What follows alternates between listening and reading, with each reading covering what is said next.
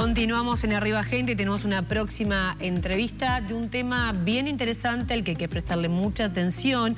Uruguay sufre un ciberataque cada 30 minutos y esta ya no es una realidad nueva, sino es algo que ha llegado para quedarse. Pero ¿cómo estamos trabajando como país? ¿Cómo podemos evitarlo cada uno desde nuestro lugar? Todo esto lo vamos a conversar en el contexto del mes de la concientización en ciberseguridad a nivel internacional con Fabiana Santellán. Ella es la gerenta de Gestión y Auditoría de Seguridad de Información de AGESIC. ¿Cómo le va? Bienvenida. Buenos días, muchas gracias por la invitación. Buen día. Un placer recibirla. Esta cifra que yo daba, ¿no? Este dato de un ciberataque cada 30 minutos preocupa, me imagino que las autoridades las ocupa también. Sí, sin dudas, en lo que ha sido la historia de la tecnología, los ciberataques o los incidentes en materia de ciberseguridad han ido incrementando. El primer ciberataque o en realidad no fue un ciberataque porque no había ciber en aquel momento, pero el primer virus informático surge allá por los 70, luego a fines de los 80 se crea el primer centro de respuesta como una actividad reactiva ante eventuales cosas que iban pasando. Pero en el devenir del tiempo eso ha ido cambiando, no podemos siempre estar en una actitud reactiva, empiezan a haber la necesidad de tener actividades proactivas, de medidas de identificación de cuándo se está dando un incidente, cuándo se puede dar un incidente, y es ahí donde, en particular desde el CERTUI, que es el Centro de Respuesta a Incidentes de Seguridad de la Informática que tiene Presidencia de la República, AGESIC particularmente, se empiezan a monitorear qué cosas pasan en el ecosistema de gobierno. Ese ecosistema, esa identificación de incidentes ha ido aumentando en el tiempo. Y esto se ha dado por diversas razones. Por un lado, porque hay más incidentes, nosotros usamos más la tecnología, hay más ciberataques, eso es una realidad, pero también porque hemos implementado medidas de monitoreo que nos permiten detectar que estamos ante un incidente. Y quizá antes sucedían y uno no se daba cuenta. Sin dudas que es así.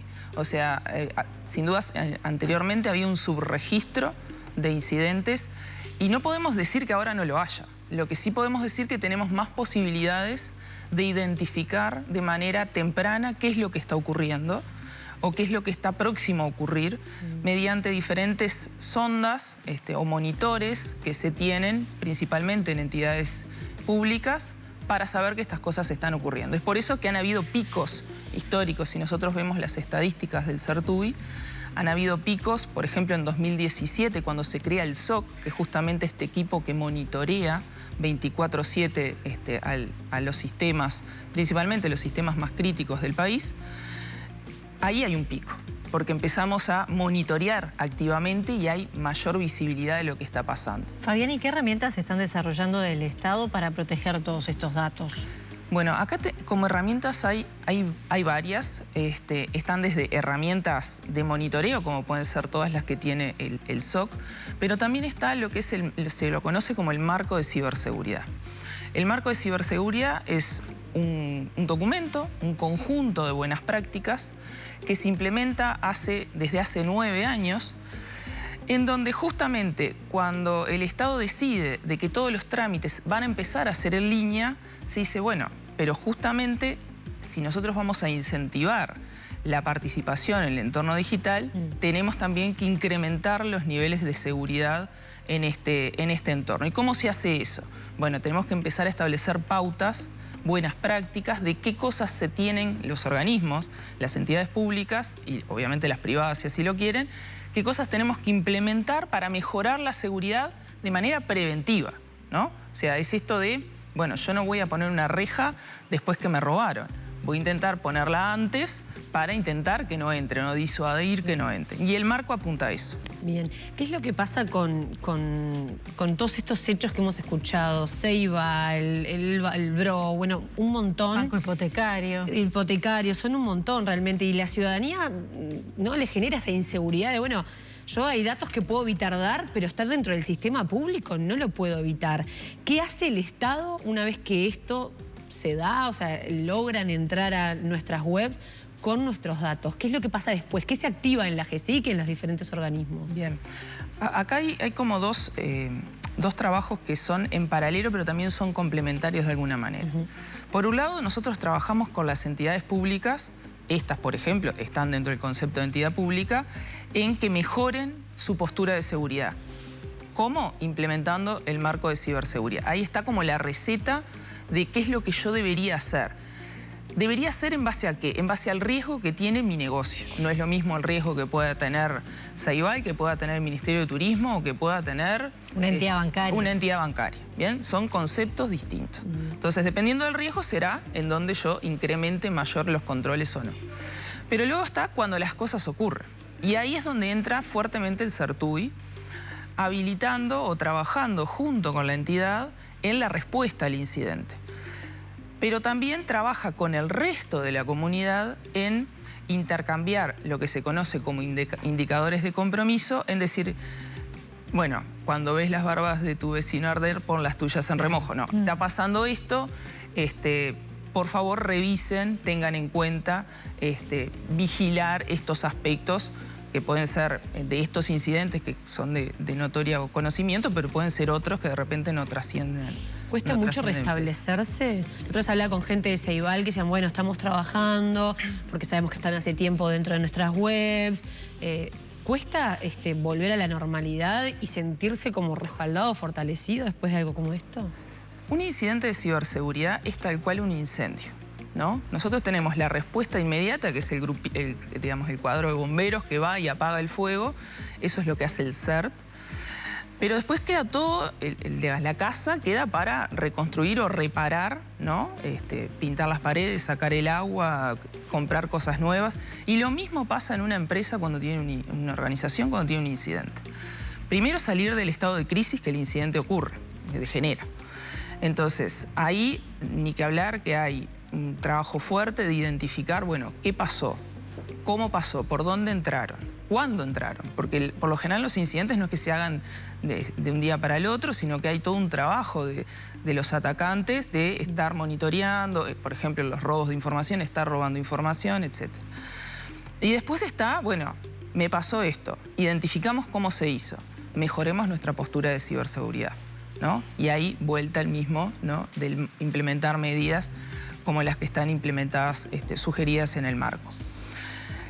Una organización puede decir, nunca me van a hackear o nunca voy a tener un incidente. La respuesta es no. O sea, la probabilidad de que eso ocurra es cero. O sea, siempre estamos expuestos, por más medidas que implementemos, a tener un ciberataque. Estamos más o menos expuestos dependiendo de nuestro punto de partida, como en cualquier otro ámbito de nuestra vida. Entonces, esto implica implementación de medidas técnicas, que eso requiere de inversión muchas veces. También requiere de ajuste de procesos, ¿no? Muchas veces no es que no tengamos las herramientas, sino que las formas en que hacemos las cosas se pueden mejorar. ¿Y los organismos estatales invierten lo suficiente en protección de datos? Eso es una respuesta compleja. Primero porque hay una variedad de organismos muy grande. La preocupación de la ciberseguridad está dada desde el presidente. O sea, Orsi ha transmitido a todos los equipos. De hecho, si nosotros leemos el presupuesto que está ahora en el Parlamento, hay un monto exclusivo para AGESIC para proteger la seguridad de la información. Pero también hay, una responsabilidad de cada uno de los organismos de cómo invierte y cómo prioriza este tema. Y ahí sería muy injusto decir no se prioriza, porque muchas veces un organismo tiene N cantidad de prioridades o N cantidad de preocupaciones y tanto las autoridades como los equipos técnicos verán cómo se reparte esa sábana, que siempre es corta. Bueno, los días 22 y 23 de octubre, Montevideo va a ser sede de un simposio de seguridad de la OEA bajo la conciencia resiliencia inteligente, construyendo un ecosistema cibernético que evoluciona y se adapta. Sí, junto con la OEA hace unos cuantos años organiza de manera anual un simposio de ciberseguridad donde nuclea más de 25 países, más de 300 participantes de manera presencial, que va a ser ahora en el caso de Uruguay.